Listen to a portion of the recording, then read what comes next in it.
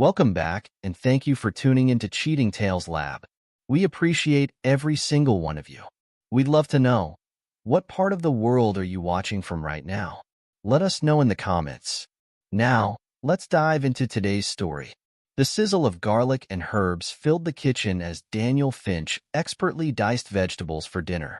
The rhythmic sound of his knife against the cutting board echoed through the spacious kitchen of their downtown penthouse. At 42, he cut an imposing figure, tall, broad-shouldered, with steel-gray eyes that could read a person's intentions from across a negotiating table. Those same eyes had helped him build Finch Real Estate into one of the city's most successful property development firms. The late afternoon sun cast long shadows through the floor-to-ceiling windows, glinting off the high-end appliances he'd installed during their last renovation. Daniel paused his chopping to adjust the temperature on the pan where fresh, herb-crusted salmon was cooking. He'd always enjoyed cooking, finding it a meditative break from the high-stakes world of real estate development. The sound of heels clicking on hardwood made him look up. His wife of 14 years, Josefina, strutted into the kitchen wearing a dress he'd never seen before. A tight black number that left little to the imagination. The dress probably cost more than what most people made in a week, but that wasn't what caught his attention. It was the perfume, an expensive, unfamiliar scent that he definitely hadn't given her. "Don't wait up, babes," Josefina said, barely glancing at him as she checked her reflection in the microwave door. Her long dark hair was styled in elaborate waves, and her makeup was heavier than usual. "I'm going on a date with my new lover." Daniel's hand tightened on the knife handle, but his movements remained controlled as he set it down beside the cutting board.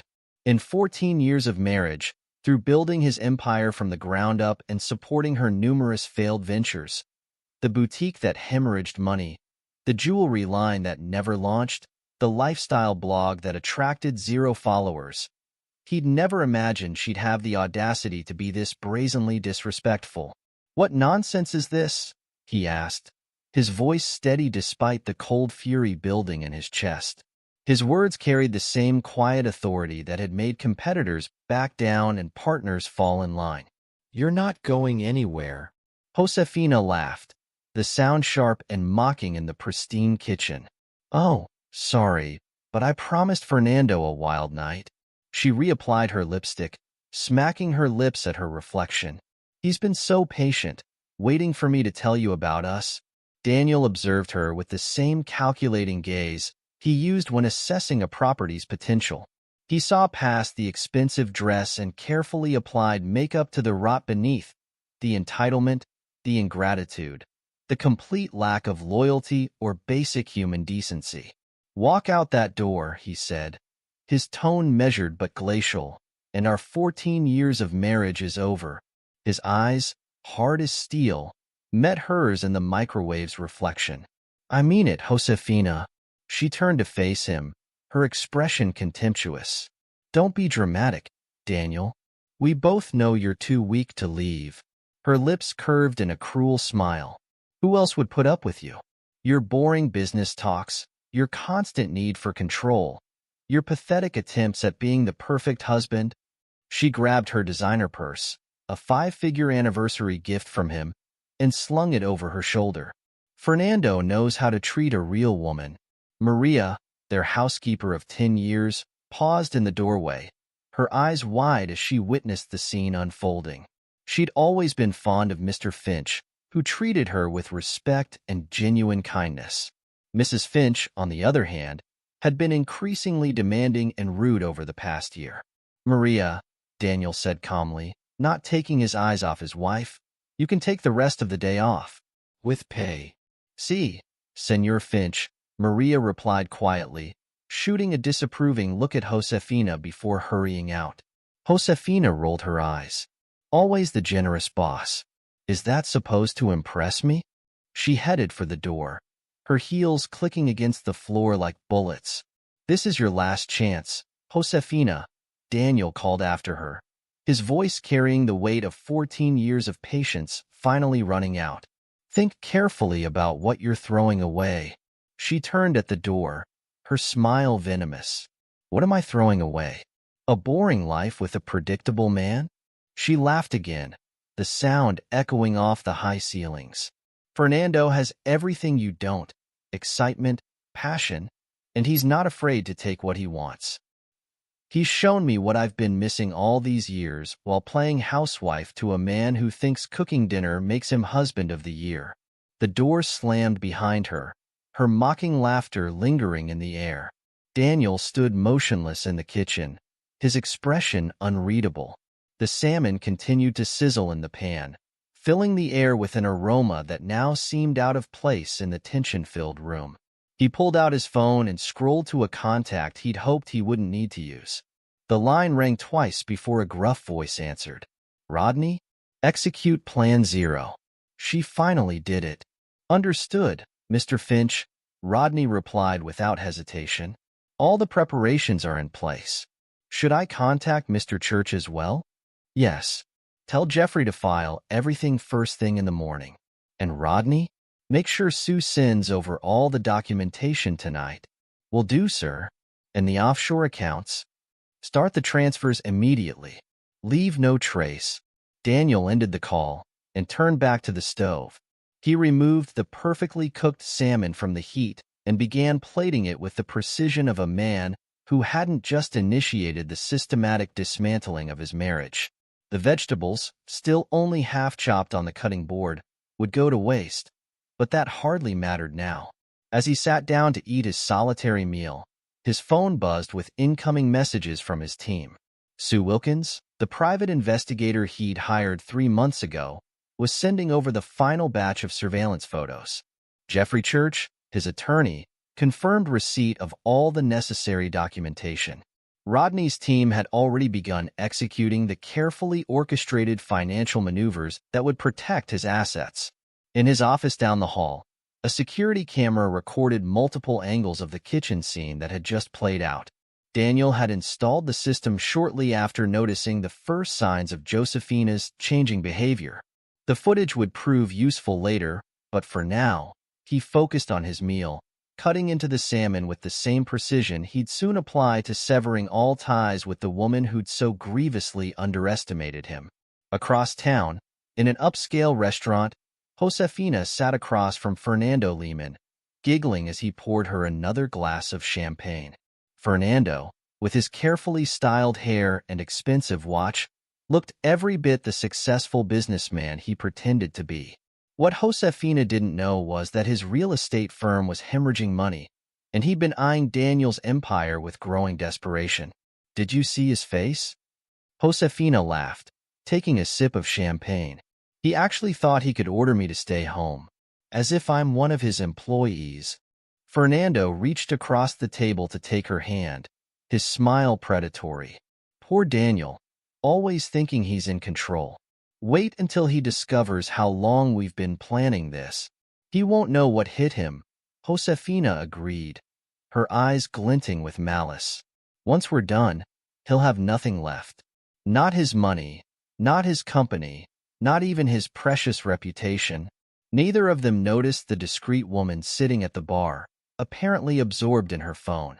Sue Wilkins had been tailing them for months, recording every meeting, every conversation, every damning statement. She snapped another photo of the couple and sent it to Daniel, along with a brief message. Target meeting confirmed. Audio recording in progress. Back at the penthouse, Daniel had finished his dinner and moved to his home office. The wall of monitors displayed various feeds: security camera footage, financial transactions in progress, email correspondences between his team members. He sat in his leather chair, watching as his carefully laid plans began to unfold. A knock at the door interrupted his thoughts. Come in, Maria. The housekeeper entered, still in her coat. Senor Finch, I know you said to go home, but I wanted to make sure you were okay. Daniel's expression softened slightly. I appreciate your concern, Maria, but I'm fine. Better than fine, actually. Maria nodded, understanding in her eyes. She'd watched Mrs. Finch's behavior deteriorate over the past year. The late nights, the secretive phone calls, the increasingly extravagant purchases. She doesn't deserve you, senor. Never did. Thank you, Maria. There will be some changes coming soon. I'd like you to take the next week off, with pay of course. When you return, things will be different. After Maria left, Daniel turned back to his monitors. A new email from Jeffrey caught his attention. The divorce papers were ready, complete with evidence of adultery and financial misconduct. Another message from Rodney confirmed that the offshore transfers were proceeding as planned. Daniel allowed himself a small smile as he watched the pieces fall into place. Josefina had called him predictable, boring, weak. She'd mistaken his patience for passivity, his planning for predictability, his self-control for weakness. Soon she'd learn the cost of that mistake. His phone buzzed with another message from Sue. Target and companion discussing plans to access joint accounts tomorrow morning. Audio recording attached. Daniel played the recording, listening to his wife and her lover plot to drain the accounts he'd already emptied. Their arrogance was almost amusing. They really believed they'd caught him unaware, that he was the fool they thought him to be. The night deepened outside the penthouse windows, the city lights twinkling like stars. In restaurants and hotels across town, Josefina and Fernando celebrated what they thought was their triumph, unaware that they were simply playing their parts in Daniel's carefully orchestrated endgame. As midnight approached, Daniel's phone lit up with a final message from Rodney. All assets secured. Offshore transfers complete. Real estate transactions prepared for morning execution. Waiting for your go-ahead. Daniel typed a single word in response. Proceed. He stood at the window, looking out over the city he'd helped build, one real estate deal at a time. Tomorrow, Josefina would discover the true meaning of the word weak. But tonight, he had one more call to make. Gladys? This is Daniel Finch. I apologize for calling so late, but there's something you need to know about your husband, Fernando. The wheels of justice and revenge were now in unstoppable motion. Daniel Finch, the man Josefina had dismissed as predictable and weak, had orchestrated a response that would leave both her and her lover with nothing but the bitter taste of their own betrayal. In their arrogance, they'd forgotten the first rule of real estate and life. Never underestimate the quiet ones who take their time to plan. Jeffrey Church sat in his corner office at 6 a.m., reviewing the final documents for what would become one of the most meticulously planned divorce cases of his 30-year career. The morning sun hadn't yet risen over the city skyline, but the veteran attorney had been awake for hours, ensuring every detail was perfect. His phone buzzed. Daniel Finch. Everything's ready, Jeffrey said before Daniel could speak. Sue's documentation arrived at midnight. I've never seen more thorough evidence of adultery and financial misconduct in my life. Good. Daniel's voice was calm, controlled.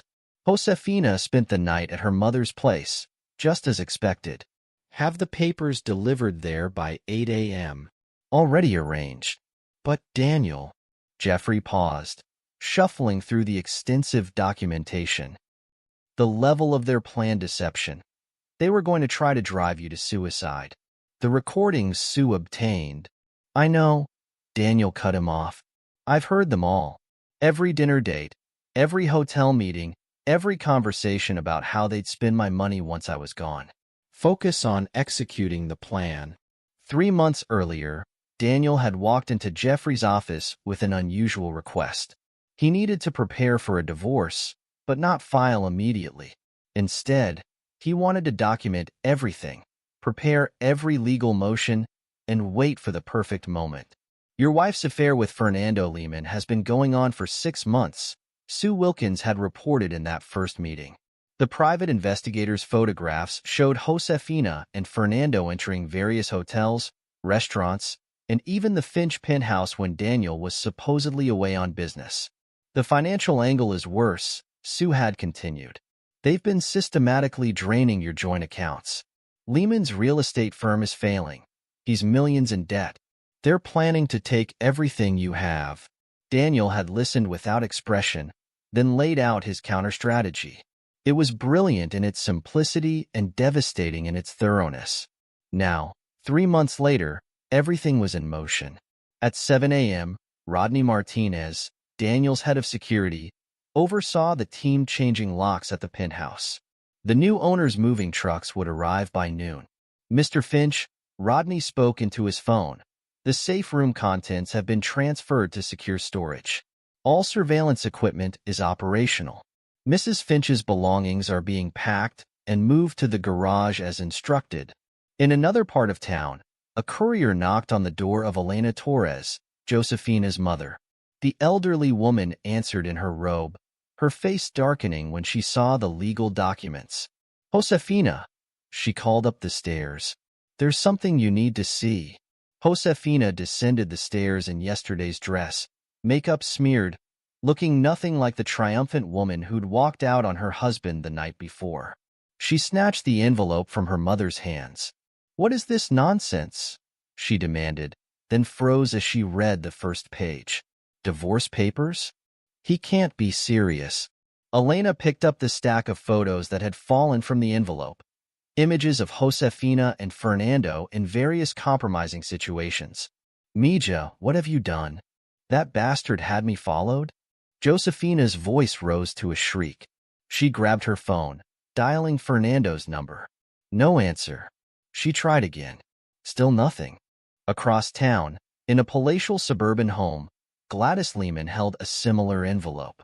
Unlike Josefina's, hers contained a personal letter from Daniel, along with proof of her husband's infidelity and financial crimes. "How long?" Gladys confronted Fernando in their kitchen, her voice ice-cold. "How long have you been sleeping with her and stealing from her husband?" Fernando, still in his bathrobe, reached for the documents. "Darling, I can explain." "Explain what?" Gladys slapped a bank statement down on the marble counter. "How you've been funneling money from their accounts into your failing company. How you and that woman plan to drive her husband to suicide." She pointed to the door. "Get out. My lawyer will contact yours." Fernando's phone had been ringing nonstop, Josefina's calls. He ignored them all as he threw clothes into a suitcase, his carefully constructed world crumbling around him. Back at the penthouse, Daniel surveyed the space one last time. The furniture was already being moved out, the walls bare where family photos had hung. Maria, the housekeeper, stood in the doorway with tears in her eyes. "Senor Finch," she said softly, "Mrs. Finch is calling the house phone." Over and over. "Let it ring," Daniel replied, signing the final transfer documents for the penthouse sale. "She'll figure it out soon enough." At 10 a.m., Josefina arrived at their private bank, dressed in fresh clothes and wearing her most entitled expression. "I need to make a withdrawal," she announced to the manager, sliding her card across the desk. The manager's face remained professionally neutral as he checked the account. "I'm sorry, Mrs. Finch, but these accounts have been frozen pending investigation of suspicious activities. Your credit cards have also been suspended." "What?" Josefina's voice echoed through the marble lobby. "That's impossible. Do you know who I am?" "Yes, ma'am. We also know about the unauthorized transfers you've been making to Mr. Fernando Lehman's accounts over the past 6 months. Our fraud department has extensive documentation." Josefina's face went from red to white. She grabbed her phone again, trying Fernando's number. Straight to voicemail. Meanwhile, in his temporary office at the city's most exclusive hotel, Daniel met with his executive team. The sale of Finch Real Estate to an international holding company was proceeding smoothly. None of his employees would lose their jobs. He'd made sure of that in the contract. "The offshore accounts are secure," his financial advisor confirmed. "All assets have been legally protected. Mrs. Finch won't be able to touch any of it." "And the evidence?" Daniel asked. Sue Wilkins laid a USB drive on the desk. "Everything's here. Security footage from your home, showing them there during your business trips. Audio recordings of them planning to drive you to suicide. Bank records of her theft. Photos of their meetings. Plus," she smiled grimly, "their conversations about how they'd spend your money once you were gone." Daniel nodded. "Send copies to all relevant parties, my lawyer, her lawyer, Fernando's wife, the fraud investigators. Let them see exactly who they're dealing with."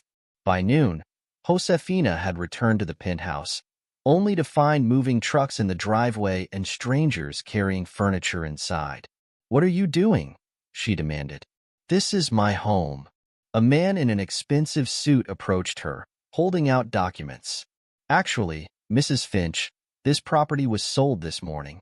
Legal transfer of ownership is already complete. Your belongings have been packed and placed in the garage, as specified in the sale agreement." Josefina stared at the papers, her hands shaking. "This isn't possible. He can't do this." "He already has," the new owner replied calmly. "I suggest you remove your belongings from the garage before 5 p.m., or they'll be considered abandoned property." In the garage, Josefina found her designer clothes, shoes, and jewelry packed in label boxes. Her hands trembled as she called her mother. "Mommy, I need help moving my things. Daniel sold the house. He's frozen the accounts."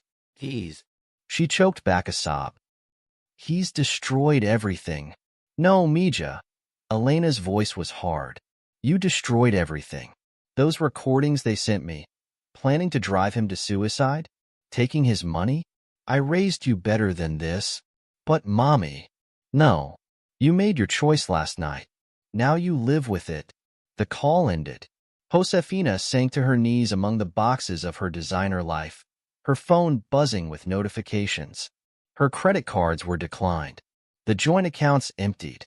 Her access to Daniel's business accounts terminated. She tried Fernando's number again. This time, he answered.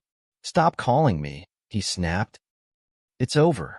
Gladys knows everything. I'm trying to save my marriage." "Save your marriage?"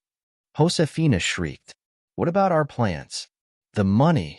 "The money's gone, Josefina. Daniel was 3 steps ahead of us the whole time. My company's under investigation for fraud. Gladys is divorcing me. I've lost everything. But you said you loved me." Fernando's laugh was bitter. "Love? We were using each other, and you know it. I wanted his money. You wanted excitement. Well, congratulations.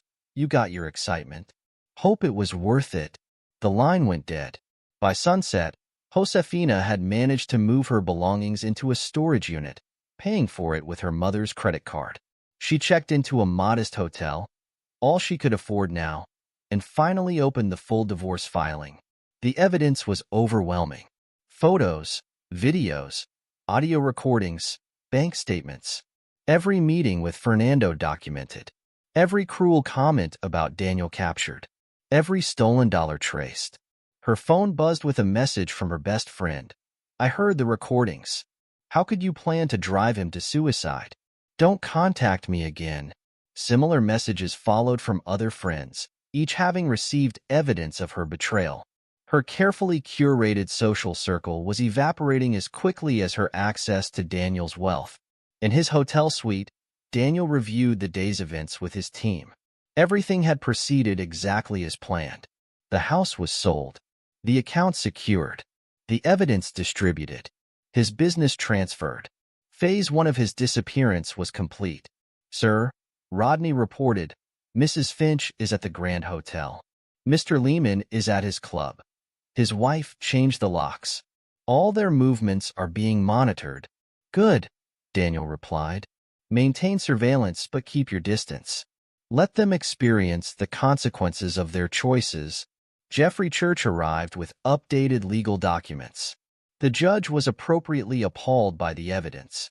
Given the documented adultery and financial misconduct, Josefina won't be entitled to anything. Her lawyer already called to discuss settlement. "No settlement." Daniel's voice was firm. "She gets nothing except what's in those boxes. Let her live with the consequences of her choices." Sue Wilkins added her report. "Fernando's company is facing a fraud investigation. His wife's family has cut off financial support. He's got nothing to offer Josefina now, even if he wanted to."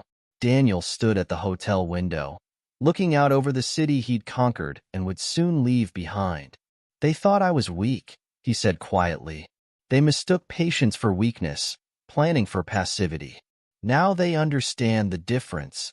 In her hotel room, Josefina stared at her reflection in the bathroom mirror. The expensive dress from last night was wrinkled, her makeup smeared by tears. Her phone lay silent. No calls from Fernando. No responses to her desperate messages to friends. The woman who'd walked out on her marriage last night, so confident in her power, so certain of her victory, was gone. In her place was someone who finally understood what she'd thrown away. She'd called Daniel weak, called him predictable, boring. Now she understood. He'd been playing chess while she and Fernando played checkers. Every move calculated, every response planned, every consequence anticipated. Her phone buzzed one last time. A message from an unknown number. She opened it to find a video. Security footage from their home, showing her and Fernando laughing about Daniel, mocking him, planning his destruction. Below the video was a simple message. You confused kindness for weakness. That was your first mistake. The sun set on a changed city. In his hotel suite, Daniel finalized plans for the next phase of his life. In her budget room, Josefina faced her new reality. And somewhere in between, Fernando Lehman discovered that Karma had a particularly strict accounting system. Phase 2 of Daniel's plan would begin at dawn. But for now, he allowed himself a moment of satisfaction. They thought him weak, predictable, easily destroyed. They'd never suspected that the man they'd underestimated had been documenting their betrayal, preparing his response, and waiting for the perfect moment to strike. In the end, it wasn't Daniel who destroyed Josefina and Fernando. Their own arrogance, greed, and cruelty had done that. He'd simply stepped aside and let them fall into the trap they'd built for themselves. Charlie Rowe prided himself on being the best private investigator in the city. In 20 years, he'd never failed to locate a target. But Daniel Finch was proving to be his white whale. "I'm sorry, Mrs. Finch," Charlie said, watching Josefina pace his cramped office 3 months after Daniel's disappearance. Every lead goes cold. His business was sold to Maxwell Holdings, but it's a maze of shell corporations. His phone's disconnected, email accounts closed, credit cards canceled. The man's a ghost.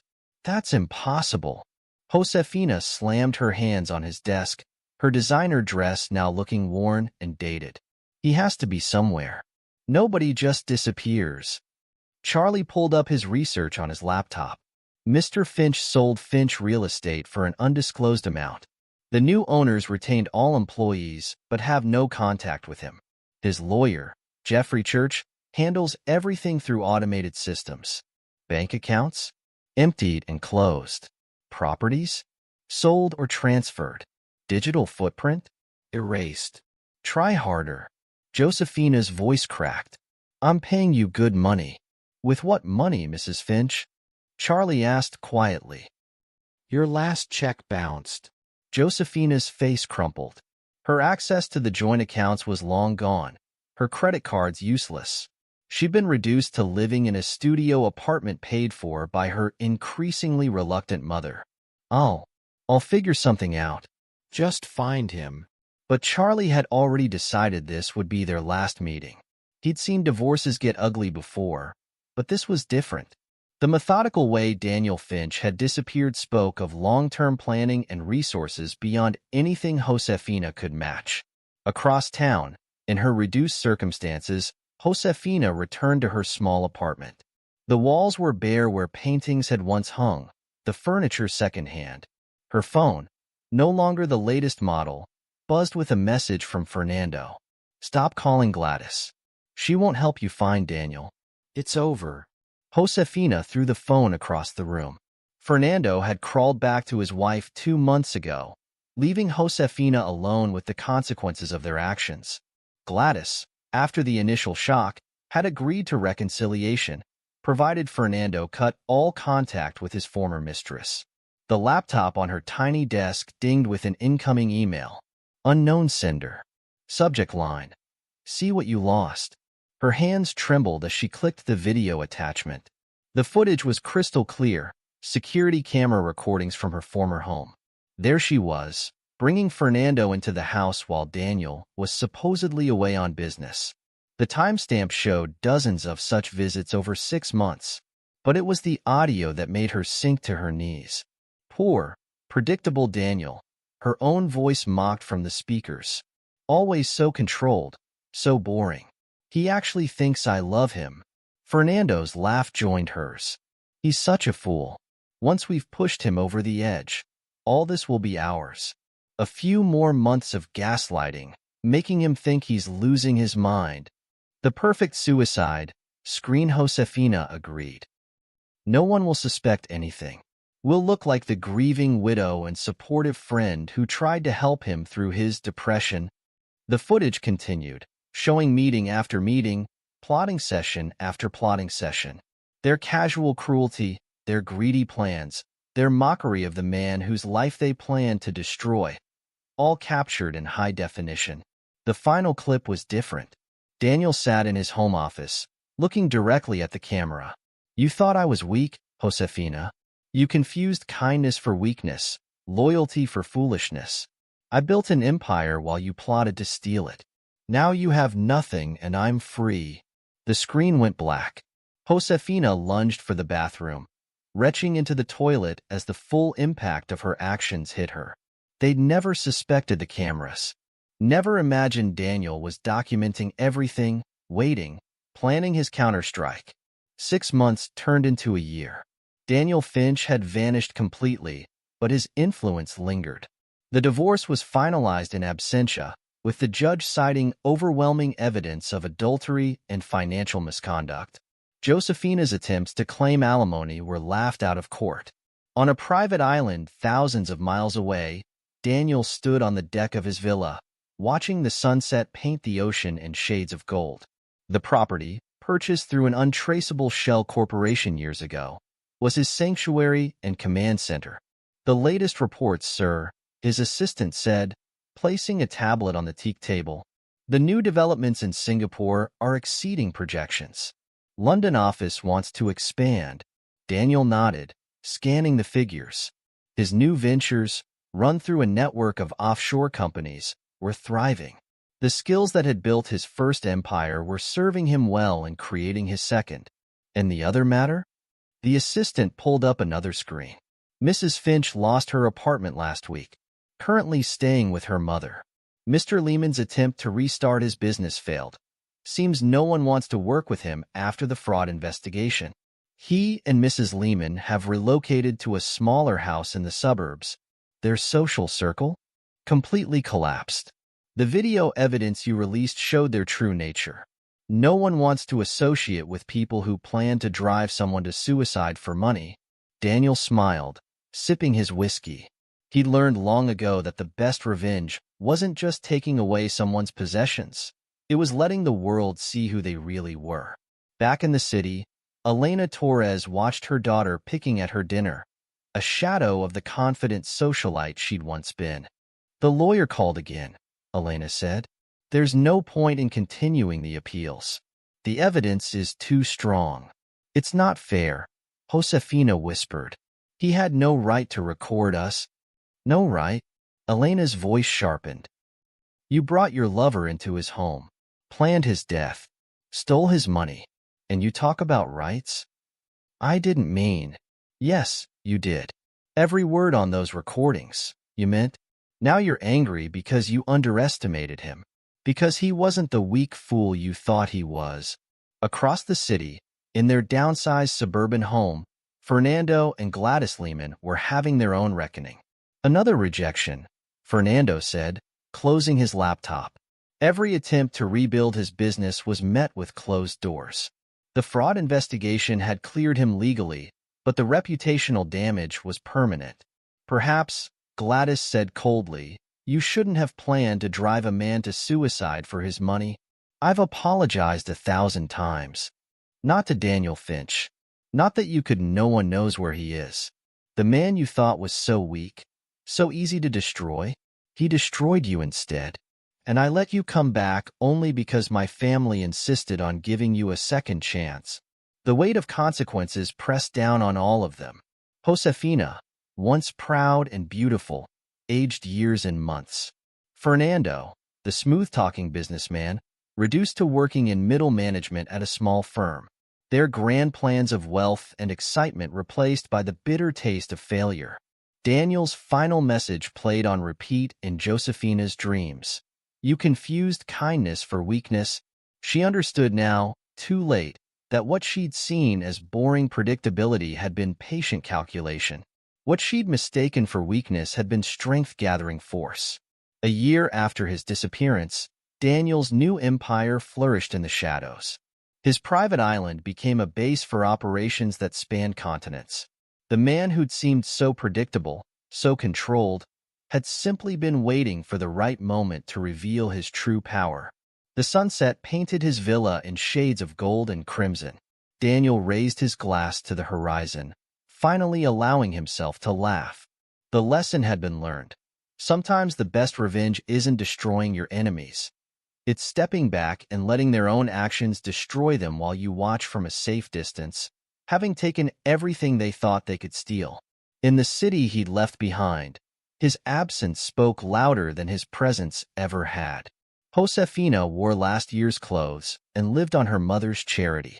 Fernando worked a job he hated, under the constant suspicious eye of a wife who'd never trust him again.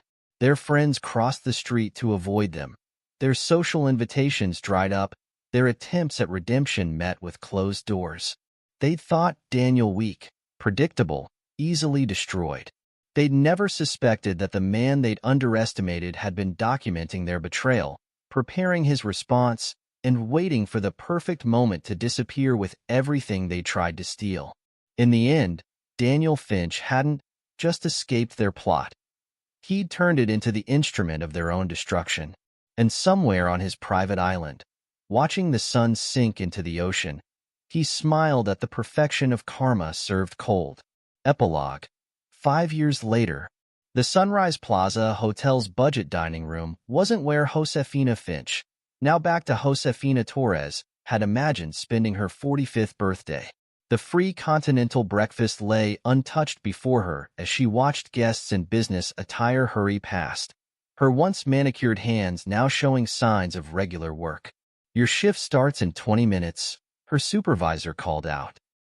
Table 4 needs clearing.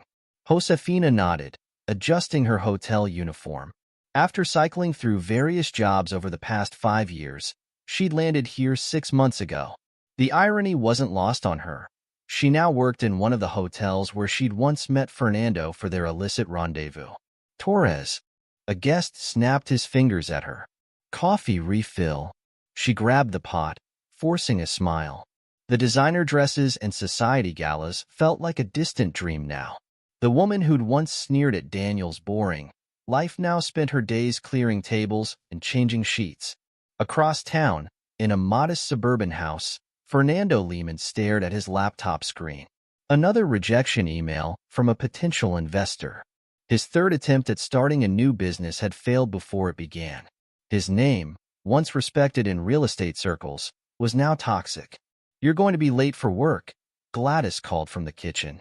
Their reconciliation had come at a steep price, complete financial transparency, a post-nuptial agreement that left him nothing if he strayed again, and a middle management job at her brother's construction supply company. I'm coming, he replied, closing the laptop. The corner office and luxury car were gone, replaced by a cubicle and a used Honda. His salary barely covered their downsized lifestyle and the ongoing therapy sessions Gladys had mandated. Elena Torres, Josefina's mother, sat in her garden, reading a letter from her other daughter in Miami. Unlike Josefina, Maria had built an honest life, married well, and now ran a successful business with her husband. Mama, Josefina's voice came from the small guest house where she now lived. I'm heading to work. Elena sighed, remembering the day 5 years ago when Daniel's evidence had exposed her daughter's true nature. The social humiliation had been complete. Their family name, once respected in the community, was now whispered about in scandalized tones. In her tiny apartment above a laundromat, Sue Wilkins, the private investigator who documented Josefina's affair, was reviewing case files when a news alert caught her eye. Finch International Holdings, one of Daniel's shadow companies, had just completed another major acquisition. She smiled, remembering the meticulous man who'd hired her 6 years ago. His disappearance had become something of an urban legend in their circles. The businessman who'd outsmarted those who tried to destroy him and vanished without a trace. Jeffrey Church, now semi-retired but still handling select cases, occasionally received encrypted messages from untraceable accounts, updates on business ventures, legal matters to be handled, all executed through a labyrinth of shell corporations that always led back to Daniel Finch's brilliant strategic mind. Another wire transfer came through, his assistant mentioned. The Children's Hospital wing is fully funded. Daniel's philanthropy, like everything else about him, operated in the shadows. The hospital wing would bear another name, the source of its funding hidden behind layers of corporate entities. Maria, the former housekeeper, had received a generous severance package and glowing references when Daniel disappeared. She now ran her own successful cleaning service, her first contracts mysteriously arranged through connections she'd never made. "Did you hear about Mrs. Finch?" one of her employees asked during lunch. "She's working at the Sunrise Plaza now." Cleaning rooms. Maria crossed herself, remembering the proud woman who'd treated her with such contempt. God's justice comes to everyone, sooner or later. At the exclusive Reynolds Club, where Josefina had once been a prominent member, her name had been quietly removed from the rolls. The recordings of her plotting Daniel's suicide had sealed her social death warrant. The women who'd once been her closest friends now pretended not to see her when their paths crossed. "I saw Fernando at the grocery store," one society matron whispered to another over lunch. "Can you believe Gladys took him back? After what he did?" "Money," her companion replied. "Her family insisted. Something about protecting their business interests. But I heard she makes him account for every penny he spends." Charlie Rowe, the investigator Josefina had hired to find Daniel, had long since closed her file. But occasionally, he'd catch whispers in professional circles about major deals being closed by companies that seemed to appear from nowhere, operate with stunning efficiency, then fade back into the corporate mist. "Finch," he'd mutter, recognizing the strategy. Still out there, still winning. In their downsized suburban life, Fernando and Gladys maintained a careful peace. Their weekly therapy sessions had revealed the full extent of his character flaws, the narcissism, the financial manipulation, the endless lies. "How was work?" Gladys asked mechanically as Fernando returned home. "Fine," he replied, hanging up his jacket. No longer designer, bought off the rack at a department store. Their conversations were polite, sanitized, devoid of the passion he'd claimed to find with Josefina. His office cubicle held a single photo, him and Gladys in happier times. His phone contained a blocked number list full of Josefina's desperate attempts to contact him over the years. The last time he'd seen her, through the window of the Sunrise Plaza as he passed by, she'd been cleaning the lobby windows. The divorce settlement had left her with nothing, her attempts at appeals dismissed by increasingly irritated judges. The evidence Daniel had gathered was ironclad: the theft, the affair, the calculated plot to drive him to suicide. On his private island, Daniel Finch stood on the deck of his expanded villa, reviewing reports from his global business empire. At 50, he'd grown more distinguished, success and freedom adding an aura of quiet power to his bearing. "Sir," his assistant appeared with a tablet. The latest intelligence report on the targets. Daniel reviewed the updates on those he'd left behind. Josefina working at the hotel, Fernando trapped in suburban mediocrity, their social circles shattered, their ambitions crushed under the weight of their own actions. "The Singapore development?" he asked, moving on to business matters. "Exceeded projections by 20%. London office suggests expanding into emerging markets."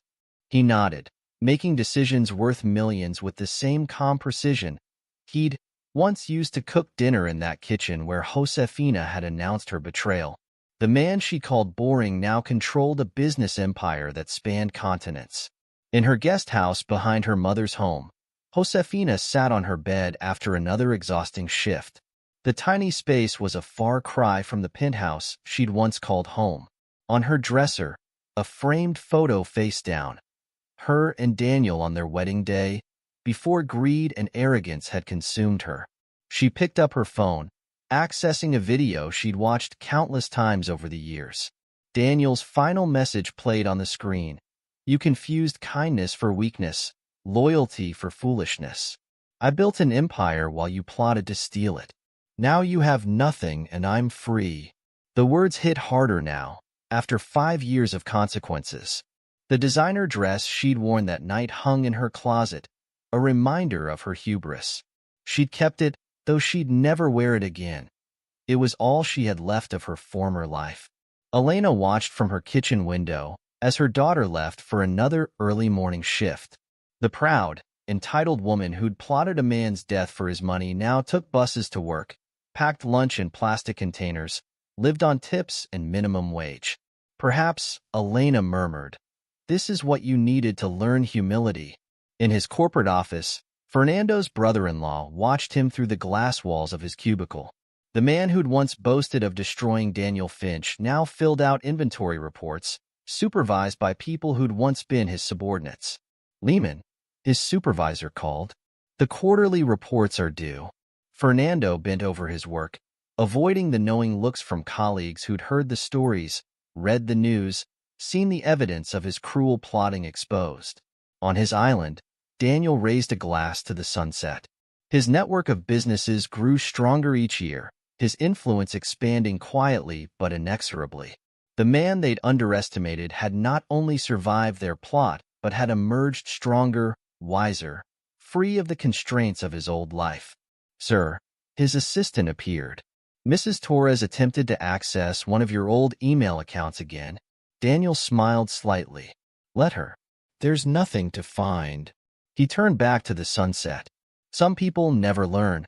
They mistake kindness for weakness, patience for passivity. Their own nature becomes their punishment. The lesson he'd learned proved true again and again. Sometimes the best revenge isn't destroying your enemies. It's letting their true nature destroy them while you watch from a safe distance, having taken everything they thought they could steal. In their separate lives of quiet desperation, Josefina and Fernando had learned the same harsh truth. They'd plotted to destroy a man they thought was weak, only to discover that what they'd mistaken for weakness had been strength-gathering force. Their punishment wasn't just the loss of wealth and status. It was living with the knowledge that they destroyed themselves through their own greed and cruelty. And somewhere on his private island, Daniel Finch raised his glass to the setting sun, his empire growing, his freedom complete. His revenge served not in a single blow, but in the slow, inexorable grinding of consequences that would follow his betrayers for the rest of their lives. The night settled over the city they'd all once called home. In her tiny guest house, Josefina set her alarm for another early shift. In his suburban home, Fernando prepared for another day of mundane work under his brother-in-law's watchful eye. And on his island, Daniel Finch reviewed plans for his next business expansion. The man they called weak now stronger and more successful than ever. The best revenge, he'd learned, wasn't just about taking away what someone valued. It was about letting them live with the consequences of their choices, watching their own nature become their punishment, while you thrived in the freedom they tried to steal. This is where our story comes to an end. Share your thoughts in the comment section. Thanks for your time. If you enjoy the story, please subscribe to this channel. Click on the video you see on the screen, and I will see you there.